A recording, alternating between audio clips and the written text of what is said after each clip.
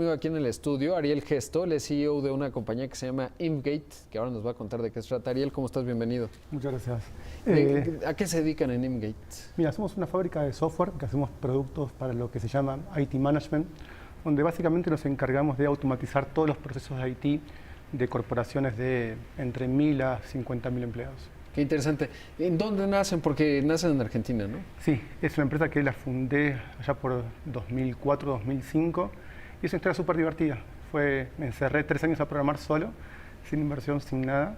Y después de esos 3 años de estar programando, tuve una mínima versión de producto y ahí fue cuando empezó la historia de, bueno, cómo logro romper fronteras y empezar a vender esto.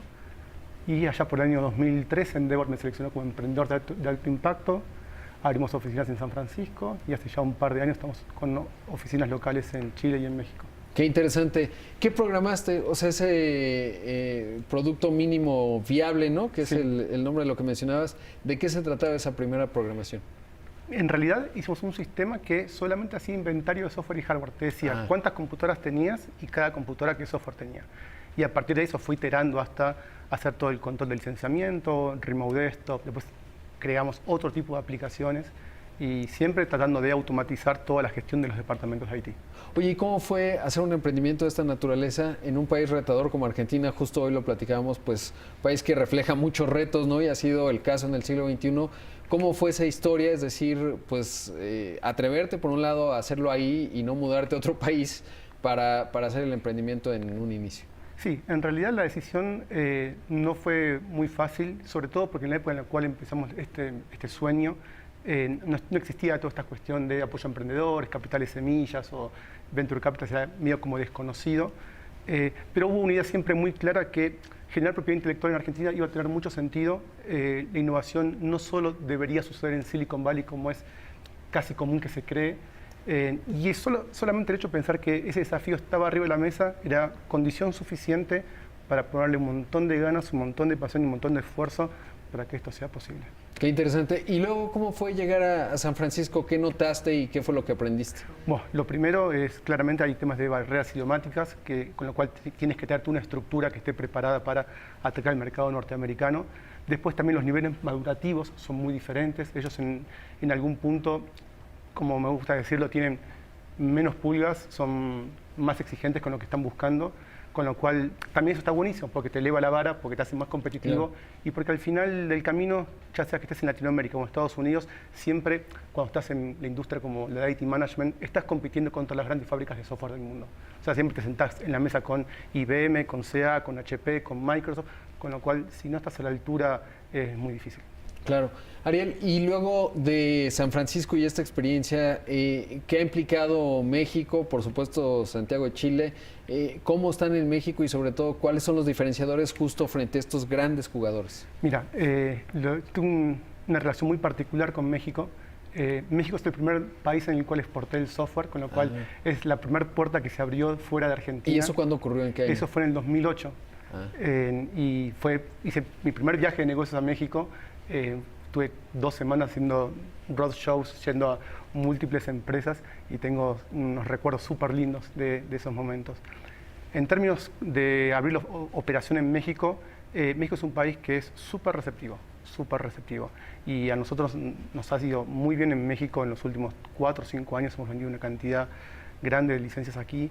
Así que nada, estamos felices con las operaciones de México, felices con seguir apoyando el crecimiento de IMGate adentro de México. Claro, ¿y cuál dirías tú que es su ventaja versus los otros jugadores? Porque obviamente un jugador muy grande, ya los mencionabas, los Microsoft, supongo que los SAP también son un competidor, en fin, o incluso los Oracle, pues es, digamos, pues te ofrecen desde escala en financiamiento, en adaptación, pero al mismo tiempo, pues muchas cosas, ¿no? ¿Qué es lo que trae una empresa como IMGate? Y que te ha generado tracción en nuestro país? Lo bueno de una empresa como IMGate, que es disruptiva en un mercado de IT Management, que es un mercado ya establecido, es que estas organizaciones ya vienen con toda una historia de tipos de productos que están vendiendo, como lo dices tú, SAP y demás, y como que todavía no abrazaron este concepto de la consumerización de cómo se consume el software. O sea, Facebook y un montón de otras herramientas nos han demostrado que cosas muy complejas se pueden hacer de manera muy simple y que los usuarios cada vez elevan más el juego. ¿Cuál sería un ejemplo de una necesidad que puede tener una empresa mexicana que a lo mejor los demás no llegan porque tienes que tener justamente esa capacidad de adaptación que diseña una experiencia casi que para uno, pero con escala? Sí, lo que está pasando es, sobre todo con este tema de transformación digital. Transformación digital implica cómo te apalancas en la tecnología para generar nuevos recursos para tu organización. Eso implica cambios constantes. Esos cambios constantes tienen que estar reflejados también en las herramientas que usan, que tienen que poder adaptarse a ese cambio. Con lo cual, de poco sirve tener una inversión que requiere de un ejército de consultores para poder hacer. Sí, porque luego es bien atractivo, digamos, te dicen, sí, nuestra solución es increíble, nada más que tienes que consultar consultores para el resto de tus días, bien caros además. Bien, exactamente. Eso no está sencillo. Y digamos, cuando hablamos de IT Management, ¿a qué nos referimos? ¿Qué es, digamos, la solución que ustedes están planteando? Ok, los departamentos de IT de empresas grandes tienen como varios verticales de problemáticas. Un vertical es cuántos dispositivos tengo y cómo manejo los dispositivos dentro de mi red, si están seguros o no están seguros. Otro vertical tiene que ver con la entrega de servicio, cómo garantizo que los servicios que el resto de la organización consume en mi departamento son entregados en tiempo y forma, y el soporte y todo eso.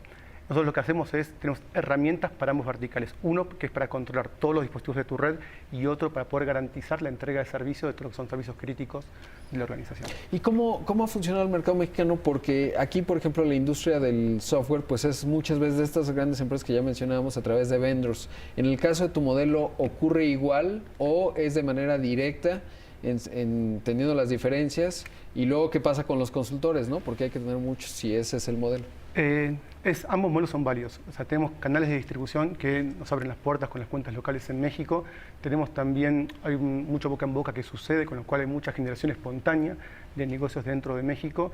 Y la idea de hacer pie nosotros en forma directa en México tiene que ver más con hacer un cuidado más detallado de las implementaciones de los clientes y asegurarnos que todos los pasos sean dados en la forma lógica.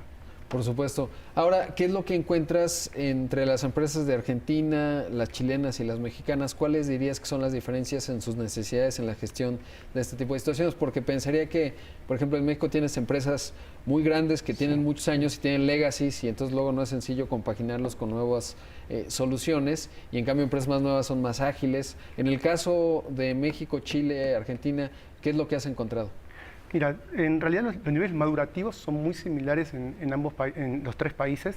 Lo que tiene México, que es el país más grande de habla hispana del mundo, sí, con lo cual tienen unos tamaños de organizaciones que solamente se encuentran en México. Organizaciones de 100.000, 200.000 personas solamente existen dentro de México. Pero fuera de eso, creo que es muy fácil extrapolar las necesidades de una organización en México con una que en Chile o una en Argentina. Ahora, ¿cómo mantienen, digamos, esta capacidad de seguir adaptándose a lo que van requiriendo las empresas? Sobre todo porque, vuelvo a regresar, pero es bien interesante tener un emprendimiento latinoamericano, en este caso argentino, que puede competirles, ¿no? Porque finalmente la cantidad de recursos que puedes tener para desarrollar nuevos productos y la velocidad con que avanzan los sistemas, las necesidades y las gestiones, pues es muy acelerada. ¿Cómo han logrado mantenerse, digamos, competitivos en un entorno de esta naturaleza? Mira, el benchmark que uno hace es constante. Siempre estás invirtiendo en investigación y desarrollo, es invertir en talento, es también tener la confianza, ser un poco arriesgado y a veces hasta un poco inocente a la hora de pensar hasta dónde podíamos llegar, pero creo que si invertís en talento, tenés los recursos adecuados y le pones muchas ganas y mucho amor, cosas buenísimas van a pasar. Pues qué interesante que haya estado aquí, pues enhorabuena porque hay muchísimo talento en Argentina, en América Latina, y pues tú eres la prueba de que se puede en un contexto bastante complicado, sobre todo porque pues ya lo decía, la Argentina en todo este siglo XXI la ha tenido complicada, y una empresa que prospere y además sale y lo hace con éxito, pues siempre es un gusto platicar. Gracias por estar aquí. Gracias a ti, Rodrigo, muchísimas gracias. Vamos a hacer